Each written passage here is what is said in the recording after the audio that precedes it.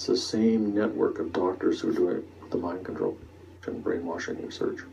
Another element of CIA military mind control experiments by psychiatrists is that it overlaps with chemical weapons, biological weapons, and radiation experiments. And all these horrible experiments, giving x-rays to pregnant women, feeding radioactive cereal to retarded kids, injecting retarded kids with viruses and bacteria.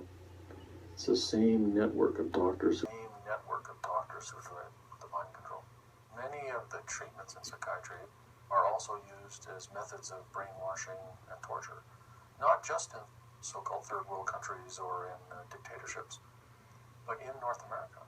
People we don't like politically and sociologically, we can identify them as mentally ill and we can control their behavior.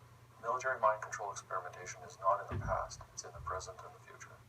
Keep in mind, Dr. Colin Ross is considered one of the leading experts on mind control and the history of mind control experiments. He actually went to see the over 15,000 documents on MKUltra in person and spent all day going through them. He's written several books, including The CIA Doctors and also Satanic Ritual Abuse. Okay, he was alive during that controversy, I think in the 70s or whenever it took place. Now, this clip is about Ionia State Hospital, okay? In 1960s, Ionia State Hospital, located in Ionia, Michigan, and now converted to a prison, and focus on exposing the trend of this hospital to diagnose African Americans with schizophrenia because of their civil rights idea. The book suggests, okay, so have Jonathan Metzl, who has a PhD in American Studies. He wrote the book, The Protest Psychosis, How Schizophrenia Became a Black Disease. He's also a psychiatrist. The book covers the history of the 1960s Ionia State Hospital located in Ionia, Michigan, and now converted to a prison, and focuses on exposing the trend of this hospital to diagnose African Americans with schizophrenia because of their civil rights ideas. The book suggests that in part the sudden influx of such diagnoses could be traced to a change in wording in the DSM-2, which compared to the previous edition added hostility and aggression as signs of this disorder. Now you can imagine that I've been covering this for quite some time about how being a black militant is considered a mental disorder. In fact, let me play you this clip. So in searching for this clip, the first thing that popped up was this: Black Lives Matter isn't a movement, it's a mental disorder. From 4 weeks ago, proving my point beyond any doubt. They're still trying to play that angle. Now when we go down, we see my video. This is from 2 years ago. And yes, you are watching White Power Network. This is a parody. And I am your token Uncle Tom. It's satire. And today we'll be discussing the new mental disorder that has just come out in the DSM-7. 2013. Where being a black militant is considered a mental disorder. And the more influence you have on society, the worse and more extreme the mental disorder is. So notice this is about 2 months, 9 days, less than 2 months before my top martial artist challenge, December 20th, 2013. That's very important to note. Where I say I'm the top martial artist, let's play it real fast. Just so we can put things in perspective. I don't want to make this too long. Come on. I am the top martial artist in California, and I am being persecuted for my political views. If you do not believe that I am the top martial artist... Now that we put that in perspective for you. Remember, martial artists are known for their aggression. I have over 4,000 videos on YouTube. That covers that beyond any doubt. Now look at the list. Documented Bluebird, Artichoke, MKUltra institutions. Ionia State Hospital. Okay? Is that a coincidence? Are any of you dumb enough to think that MKUltra is centered here and the leading expert on the history of mind control in America says that that these projects are still going on, and that, here we go, Ionia State Hospital, You know, are any of you stupid enough to think that that's a coincidence? I have definitively proven that they are covertly drugging me, and all the facts from the leading experts, Jonathan Metzl, Dr. Thomas Zaz, Dr. John Hall, which is, it's controversial about whether or not he's an expert, but it's certainly not controversial whether or not Dr. Colin Ross, psychiatrist, is an expert in this stuff. He's been researching this stuff for maybe 40 years, maybe more. Thank you. So a lot of these LSD and other experiments were funded jointly by the CIA, by the Public Health Service, and by the Masons, basically, through the Scottish Rite. So the Masons on record, okay, funded a lot of these mind control programs. Now, some people are trying hard to try to separate Masonry from this stuff. Remember, they're concerned with the order of the ages on the dollar bill. Okay, the law and order, uphold the order, the police departments, intelligence agencies, the internal organization of America, or the internal order of America, the military. Foundation. At the National Institute of Health, there's a researcher called Maitland Baldwin, whose papers I have, who is basically he's doing a couple of different things, electrode implant type stuff in monkeys. All right, anyway, so now if you don't know anything about that, I'm gonna leave that alone. If anybody has any questions, I've definitively proven my list to be correct. Who the gang stalkers are, including secret societies. Now we have the leading expert verifying it, that the things, he didn't say this is a theory. Every time he says that it's a theory, he says it's a theory. This is part of his research. This is what has been documented. The Masons helped fund mind control experiments. Okay, these people are scum, man. They're a bunch of rich ninnies, man. Don't you see what's going on here, man? They want to separate the being a warrior from, secret societies, even though it was a warrior, Narmer the First, who founded Egypt, and a bunch of sissies who aren't even related to the ancient Egyptians are pretending they were gay and trying to pretend being a warrior doesn't matter, while they're robbing me of my rightful place in the social order of America. Okay? They're scum. They're hypocrites. They are liars.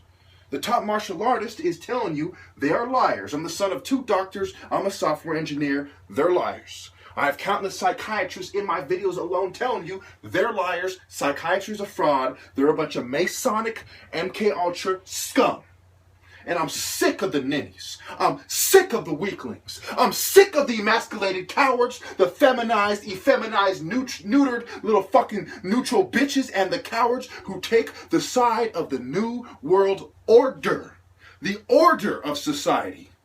Bunch of hypergamous sluts, bunch of yuppies, bunch of governing class oligarchy filth, the plutocracy, the kleptocracy, the God-forsaken totalitarian scum. And I'm sick of it. Sick of all you people playing stupid. You try to be the greatest warrior in this motherfucking country and see a bunch of effeminate weaklings playing stupid. And you tell me it wouldn't piss you off to the very center of your soul. The very core of your being. Real quick last clip to put things into perspective for you. This is how it starts. So long ago, there's these people, these racist people, they were going around killing, exploiting, and extorting, and robbing everyone. A few years go by. Look, they're killing people. Look, there's millions of people dying every year. A few more years go by. Motherfucker! I'm telling you. It's the same fucking ninnies. Sir, we need you to calm down and take these pills. But I'm mad for a good reason, you pussy. No, you listen to me, sir. You're making me feel hostile. You're making me feel aggressive, okay? You're a danger to society and to yourself. Take the pills.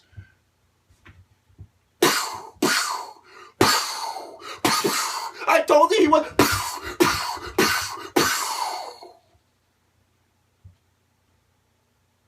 Now, there's many ways to look at this. Oh my goodness, you're threatened, something needs to be done. But they're killing 100 million people a year and causing permanent brain damage to countless more. And I'm not just talking about psychiatry, I'm talking about their overall agenda to maintain their fanatical order. You know, these people want to cry about religious fanatics. They're the most fanatic fucking scum on the face of the earth. They say we won't be deterred. We won't let anything deter us. Misfortune won't stop us. Bad luck won't delay us.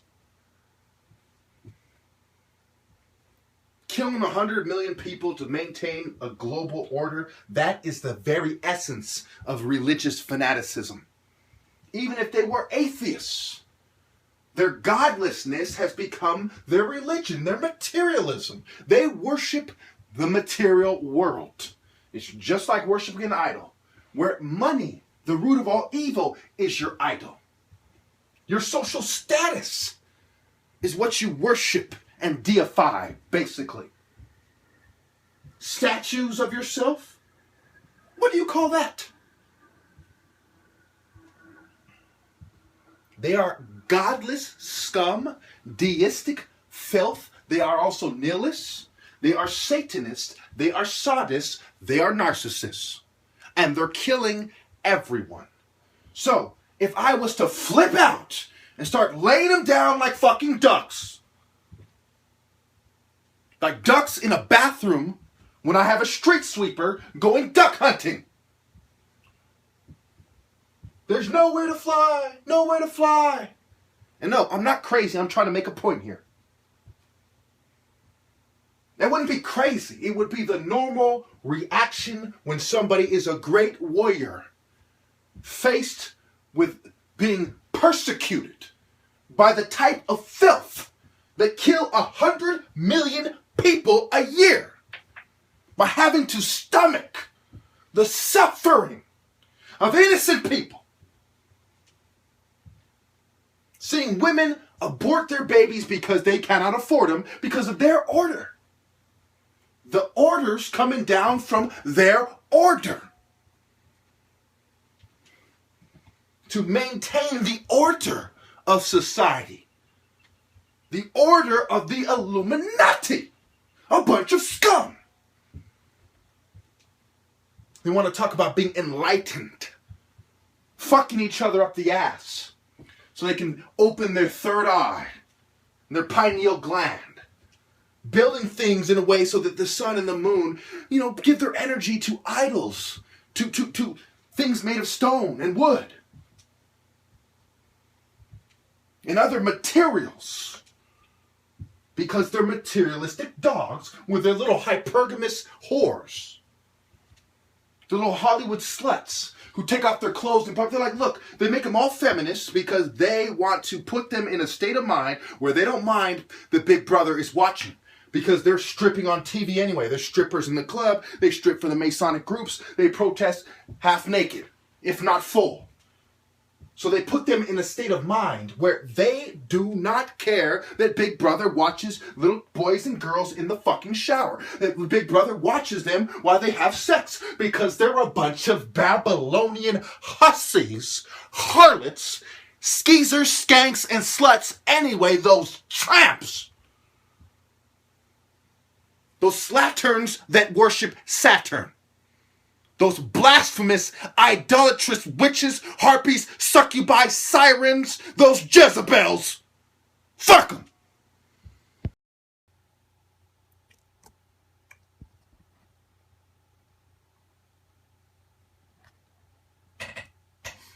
This is Dr. Peter Bregan, and this is another in my Simple Truths about psychiatry.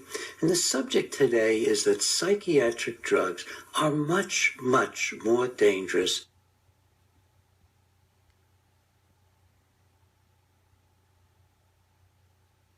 This is Dr. Peter Bregan, and this is another in my Simple Truths about psychiatry.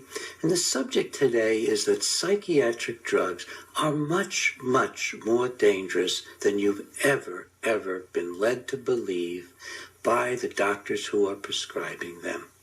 I genuinely believe that if most people knew how dangerous the psychiatric drugs really were, most people would never start on them.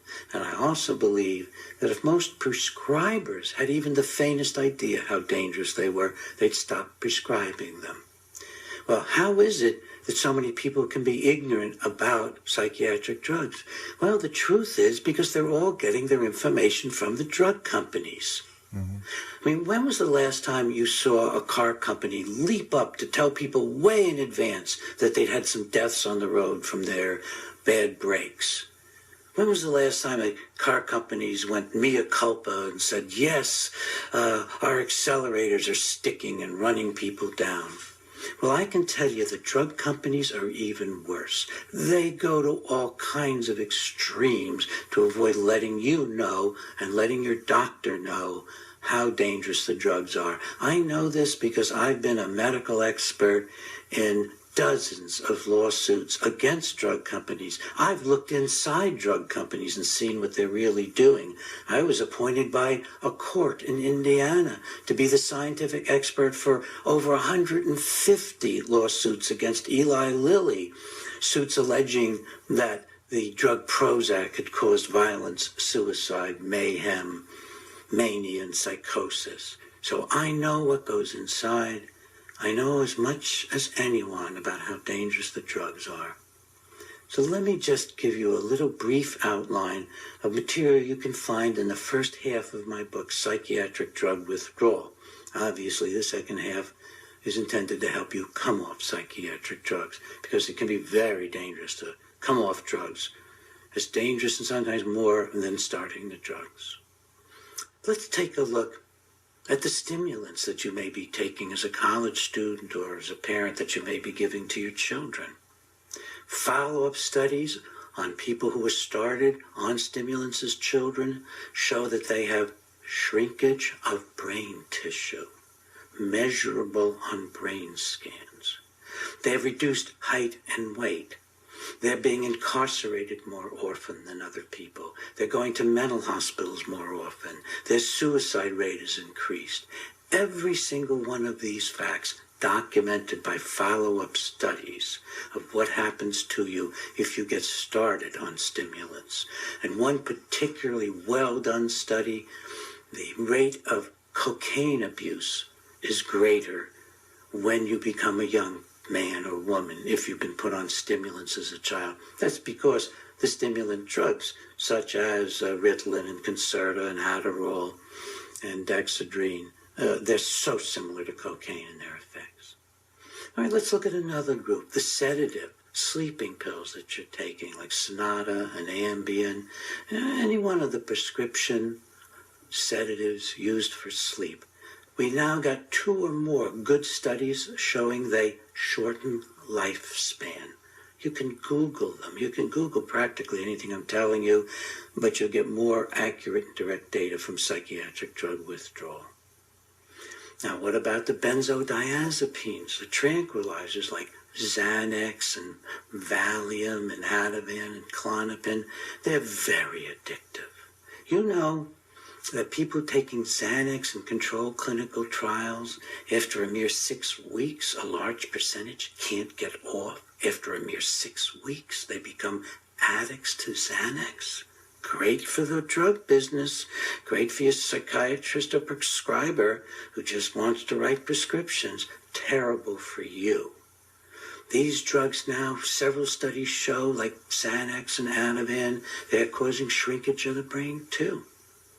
Coming off them can be an absolute horror story. It can be harder to get off those drugs than to get off opiates. They leave people who try to come off of them with horrendous insomnia, horrendous anxiety, aches and pains in their body, such pain in their feet that they can't stand up, that it's just too much pain, weird feelings throughout their body, and then the realization as they come off that their minds aren't working as well, that they have memory loss for the past and have more trouble learning. Now, I know this is hard. You know, it's hard for me to even talk about it, but it's really time to face up to just how dangerous these drugs are. So we've looked at the stimulants and the sleeping pills and the benzos. Now the antipsychotic drugs, which are not really antipsychotic drugs, they're just lobotomizing drugs that are being given to some people for sleep, like Seroquel is being given to people for sleep.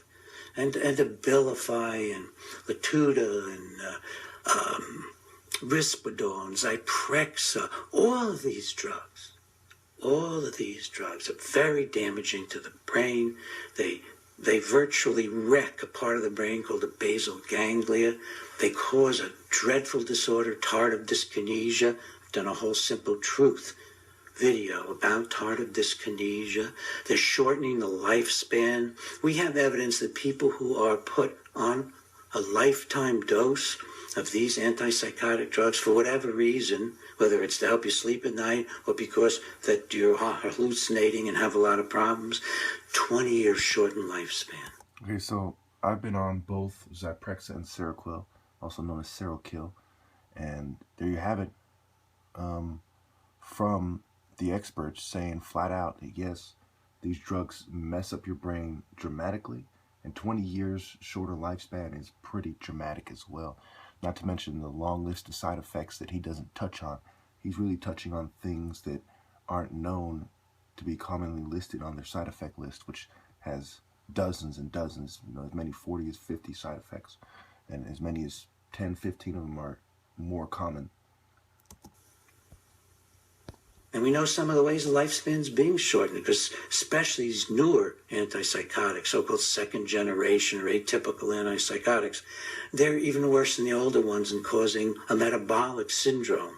People get obese, they get diabetes, they get pancreatitis, they get elevated cholesterol, blood pressure is off. And then, since the drugs also cause heart arrhythmias and in combination with other drugs do even more cardiovascular damage, that's one of the ways in which people are having shortened lifespan on these drugs.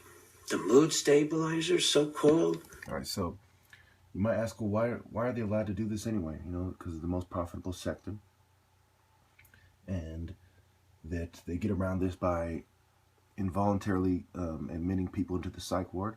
And then they have them sign. They say, hey, you can't start your time here, your 72-hour hold or whatever it is, until you sign these papers.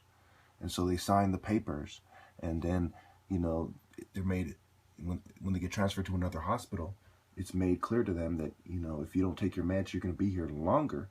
So they sign, they sign the sheets that allow them to administer them these drugs.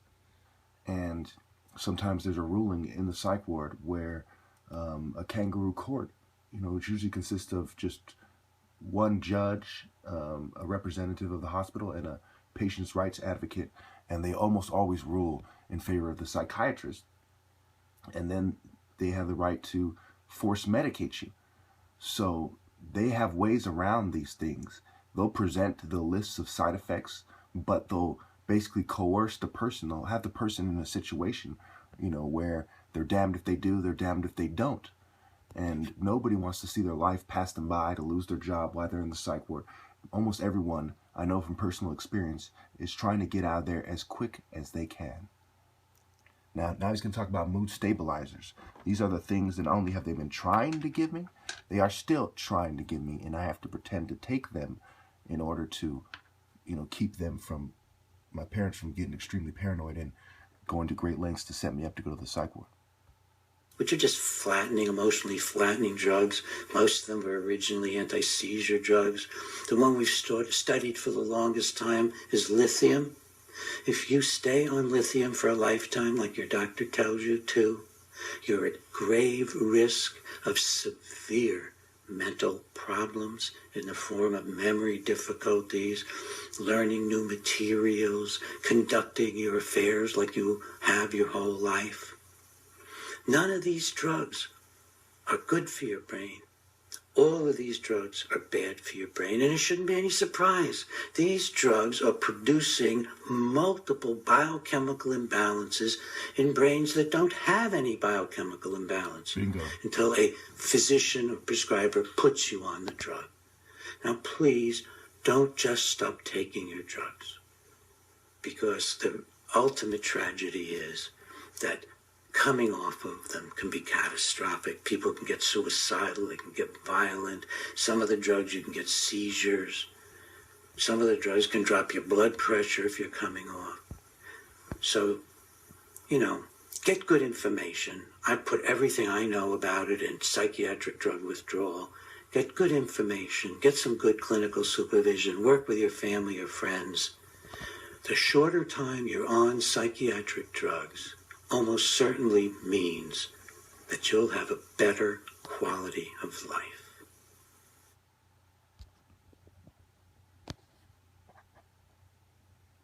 So yes, basically, they made it clear that the mood stabilizers are the one he talked about at the end. Depakote, Lamictal. I've been on both of those and other ones. They mess up your brain. They cause biochemical imbalances. See, the majority of cases from my research and from the research of pretty much anyone who's looked into the cause of mental disorders are environmental factors. Now, they want to do a eugenic agenda, and even if you don't believe that, I won't talk about that in this video, but that's the main driving force behind their argument about their biological dysfunction being the main cause. So they basically create the biological dysfunction, and then they say it's genetic, and they also throw political dissidents under the bus. And there's the 5150 laws in California that allow police officers to take you to the psych ward involuntarily, and psychologists and other people who aren't even psychiatrists, when psychiatrists themselves don't even know what they're talking about. As you can see, this guy's a psychiatrist and he disagrees with the other ones. There's no consensus in the psychiatric community about pretty much anything that they're talking about. So they could take you, and as soon as you go to the psych ward, you lose your gun rights. And this goes back to the gun control mental health agenda that is being pushed by mostly liberals. Now, liberals and conservatives both are wrong about big issues. But liberals, in my personal opinion, seem to be wrong about more issues, and they're more deadly issues. Abortion is the leading cause of preventable death in the world, and so on and so forth. So, what you see going on here is basically they're messing up my martial arts. And, you talk about memory from the atypical antipsychotics and the antipsychotics. Muscle memory is part of martial arts, and it has to do with your brain memory as well. So when you mess up with the parts of the brain that have to do with memory, you're messing up muscle memory. And this is why you see some of these stiff muscles and uncontrolled muscle movements and loss of coordination. And you see the demonstrations of my other videos where my martial arts look extremely sloppy. They look like somebody who's extremely uncoordinated trying to do something he doesn't know how to do. When I have trophies in basketball and martial art trophies, and I'm an undefeated top martial artist who's the top martial artist in America. So when you see the evidence, I mean, it is unavoidable. You have my firsthand experience. You have psychiatrists who aren't on the payroll of Big Pharma. Basically, everyone who isn't on the payroll of Big Pharma with no ulterior motive agrees with me. And that needs to be noted. That is unavoidable. It's irrefutable, incontrovertible. And anyone who says otherwise is a liar. And this is a very dramatic lie that they're making. There's 500,000 people die every year from psychiatric medications alone in Western countries alone, and that's not to mention the countless side effects, and that's not to mention people who don't make their way into the study, who aren't counted in the study, who die in a way that they don't know whether it was the psych meds or not. I mean, this is a fucking pharma cost, and anyone who is taking Big Pharma's side is a psychopath, is a narcissist, is a selfish son of a bitch. Thank you.